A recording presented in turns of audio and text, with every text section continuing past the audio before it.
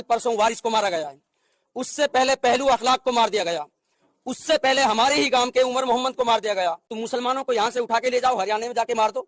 BJP की सरकार है, देश के जज बता दें, कोर्ट बता दें, कचहरी बता दें, वकील बता दें, पुलिस बता दें, आईपीएस बता दें कि एक आदमी को मारना गो हत्या के नाम पे कहां लिखा हुआ है कि ये जायज है? चाहे बैरिस्टर असदुद्दीन अवैसी साहब हों या इमरान प्रतापगढ़ी साहब हों। स्वागत है आपका एआर न्यूज इंडिया पर। मैं हूं आपके साथ आकिल रजा। राजस्थान के दो मुस्लिम युवक जिनको पहले बुरी तरह से पीटा जाता है और उसके बाद उन दोनों को हरियाणा ले जाकर उन्हीं की कार में बंधक बनाकर उन्हें जिंदा जला दिया जाता है। और अफसोस दोस्तों कि इस पूरी घटना पर, इस जघन्य अपराध पर पूरी तरह से गोदी मीडिया में सन्नाटा पसरा हुआ है। कोई एक डिबेट नहीं, कोई इस पर बोलने के लिए तैयार नहीं है। क्या वजह है? क्या एकमात्र यह वजह है कि मरने वालों का नाम उर्दू है, मरने वाले मुसलमान हैं? क्या सिर्फ एकमात्र यह वजह है जो पूरी गोदी मीडिया में सन्नाटा पसरा हुआ है? और यहां तक कि दोस्तों बाकी लोग भी इस मुद्दे पर बोलने के लिए तैयार नहीं हैं। और जैसे ही धीरे धीरे इस पूरे मामले की कड़ियां खुल रही हैं तो पुलिस प्रशासन भी सवालों के घेरे में खड़ा हुआ नजर आ रहा है। यहां तक कि पीड़ित परिवार ने गंभीर आरोप लगाते हुए प्रशासन को भी कटघरे में खड़ा किया है और कहा है कि बजरंग दल के लोगों के साथ पुलिस मिली हुई है। पुलिस ने ही पहले उनकी गाड़ी में टक्कर मारी थी और उसके बाद बजरंग दल के लोग उन दोनों को कार में ले गए, जिसके बाद उन्हें कार में बंधक बनाकर जिंदा जला दिया गया। आपके सामने वो वीडियो भी रखेंगे कि पीड़ित परिवार क्या कुछ कह रहा है। और जैसे ही धीरे धीरे इस पूरे मामले की कड़ियां खुल रही हैं, सवाल सिर्फ एक ही है कि आखिर उन लोगों को किसने ये अधिकार दे दिया कि वो खुले तौर पर गो तस्करी का आरोप लगाकर किसी भी शख्स की हत्या कर दें? आखिर प्रशासन क्या कर रहा है और प्रशासन की भूमिका पर सवाल क्यों खड़े हो रहे हैं?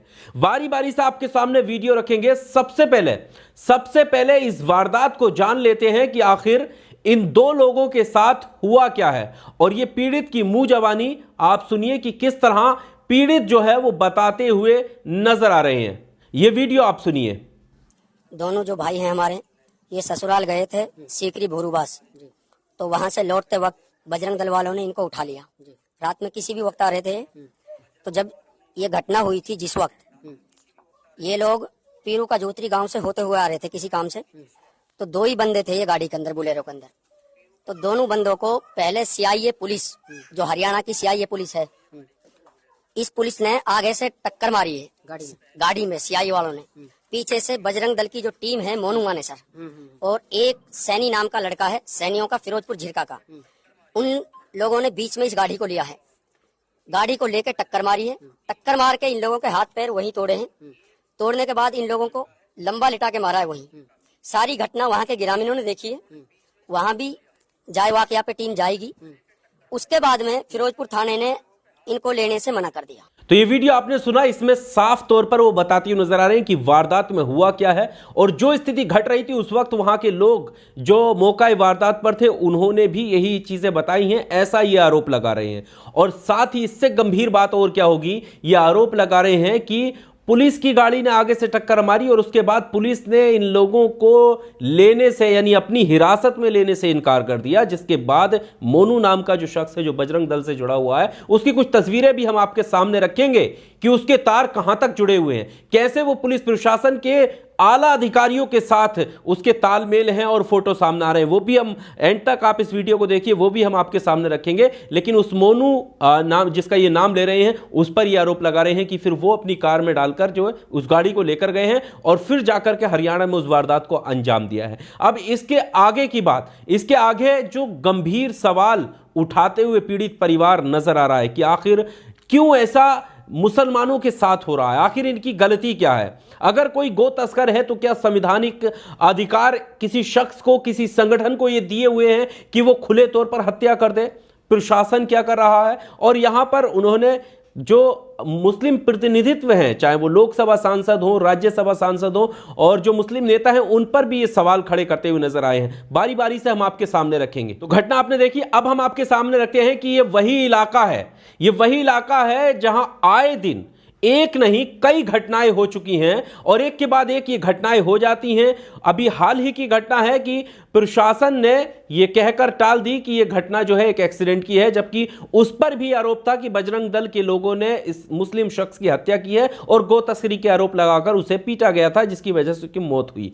लेकिन अब उसके एक हफ्ते बाद तुरंत ये दो लोगों की घटनाएं हो जाती है। इससे पहले आपने सुना होगा कि रकबर पहलू और इसके पहले आपको याद होगा कि कासिम की मॉब लिंचिंग हुई थी। और ये अलवर और जो मेवात का इलाका है, राजस्थान और हरियाणा से सटे हुए जो लोग हैं, वहां के इलाके की ये घटनाएं हैं। आप सुनिए ये किस तरह से ये बता रहे हैं कि और घटनाएं कैसे हुई हैं। मेवात में सबसे पहले जो घटना हुई है, कल परसों वारिस को मारा गया है, उससे पहले पहलू अखलाक को मार दिया गया, उससे पहले हमारे ही गांव के उमर मोहम्मद को मार दिया गया, शायद एक इरशाद साला हेडी का था उसको भी मार दिया गया।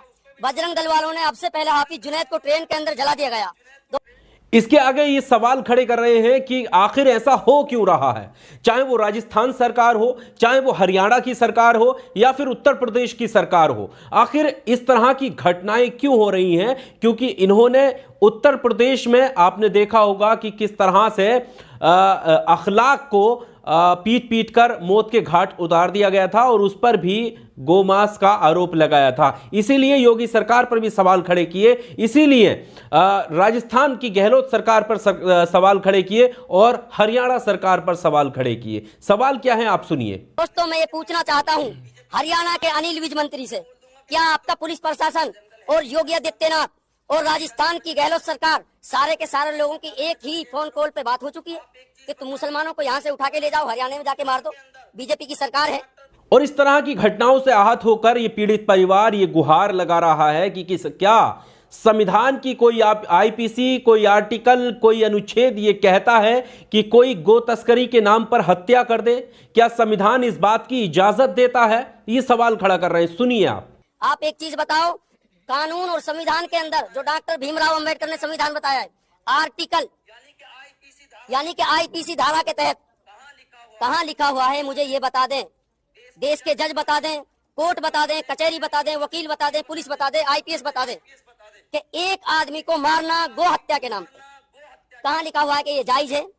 गो हत्या अगर कोई आदमी कर रहा है तो उसके लिए पुलिस है। सवाल यही खड़ा हो रहा है कि आखिर कब तक मुसलमानों का कत्लेआम होता रहेगा? इस तरह की घटनाएं आती रहेंगी और सरकारें चुप्पी साधती रहेंगी या पतली गली से निकलती रहेंगी? सवाल उन्होंने यही खड़ा किया और सिर्फ मैंने जैसे शुरुआत में कहा कि इन्होंने असदुद्दीन ओवैसी को भी नाम लेकर के सवाल खड़ा किया, इन्होंने इमरान प्रतापगढ़ी को भी तलब किया, इन्होंने बाकी जितने मुस्लिम नेता हैं या जो संवैधानिक पद पर हैं उनका नाम भी लिया और कहा कि आखिर ऐसा कब तक चलेगा? सुनिए आप।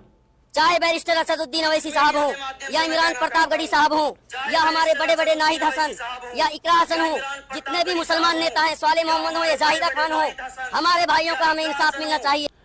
तो ये पीड़ित परिवार की आप बीती थी जो आपके सामने रखी। एक मीडिया चैनल से ये बात कर रहे थे जिसके कुछ अंश मैंने आपके सामने रखे। उनके जो सवाल हैं, पहला सवाल आखिर ये कब तक होता रहेगा? दूसरा सवाल, सभी सरकारें, सभी राज्यों की सरकारों की क्या फोन पर बात हो चुकी है? आखिर सब एक ही तरह का रवैया क्यों अपना रहे हैं?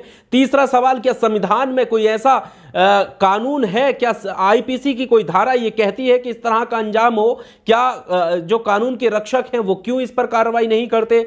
और चौथा सवाल, जो हमारे मुस्लिम समाज से आने वाले लीडर हैं, आखिर वो क्या कर रहे हैं? क्यों इस तरह मुसलमानों को मरने के लिए छोड़ दिया गया है? अब हम आपके सामने कुछ तस्वीरें रखते हैं। जैसा कि हमने शुरुआत में कहा कि मोनू, जिसका नाम बजरंग दल से जुड़ा है, उसके साथ 5-6 लोगों के नाम जिस पर आरोप लगा कि इस वारदात को अंजाम दिया है, उस मोनू की कुछ तस्वीरें आप देखिए।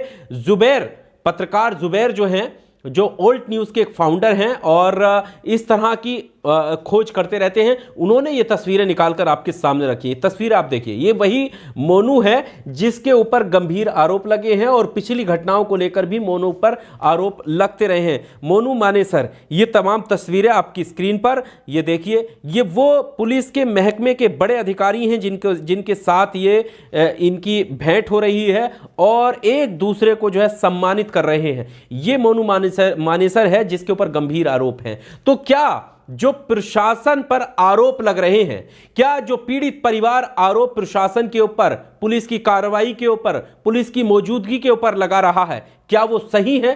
क्या मोनू नाम के शख्स के पुलिस प्रशासन में गहरी बात है?